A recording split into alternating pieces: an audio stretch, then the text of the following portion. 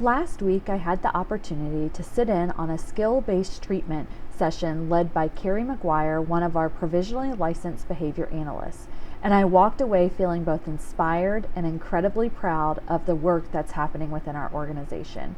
For those of you that may not be familiar with skill-based treatment, or SBT, it's a compassionate, trauma-informed ABA approach.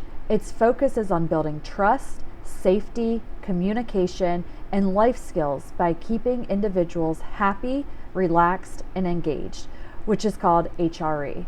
Instead of relying on traditional compliance strategies, SBT emphasizes empowerment. It centers on collaboration and on reinforcing an individual's sense of control and autonomy. During the session, I observed the true power of this approach come to life. Kerry and the client were dancing to Katy Perry, and the joy in the room was undeniable. You could see immediately that this individual trusted Kerry. This is an individual with a long history of significant self-injurious behavior, and yet throughout the entire session, they remained in HRE. There were no instances of the targeted behavior and not a single precursor behavior. Even when Kerry prompted them to stop a preferred activity and transition to work, the client calmly pressed the Big Mac communication button and communicated my way. The communication was honored, and because it was honored, he stayed regulated. They completed laundry tasks, cleaned tables, and stayed connected, confident, and empowered the entire session. What impacted me even more was the conversation I had after with Kerry. He shared openly that he was hesitant about SBT at first. Most of what he had seen in the field involved young children, and he wasn't sure how this approach would translate to a young adult with severe self-injurious behavior. He admitted that he didn't think it would work, but now he said he's 100% a believer.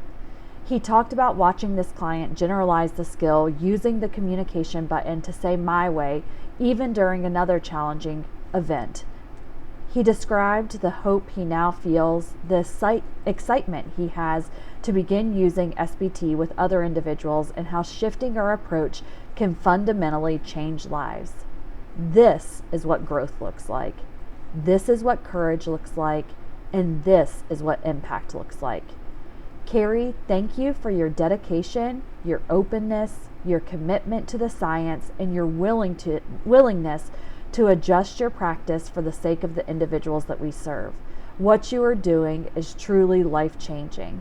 And a huge thank you to Monica Lugo and Lexi Magdaby, who have become leaders in this model.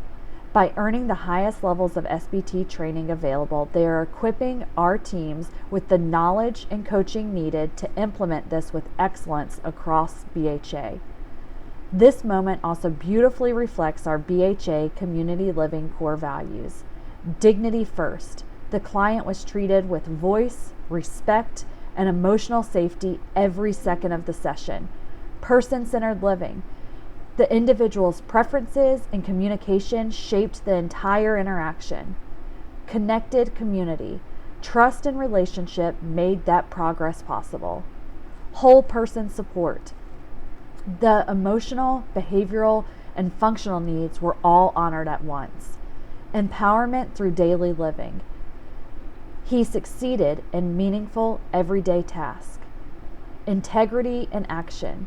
Kerry's honesty, vulnerability, and commitment to doing what's right, even when unsure, exemplify this value. Collaborative teamwork. This success was built on shared training, shared belief, and shared effort. Consistency and compassion. A calm, predictable, compassionate approach allowed the individual to stay grounded and truly thrive.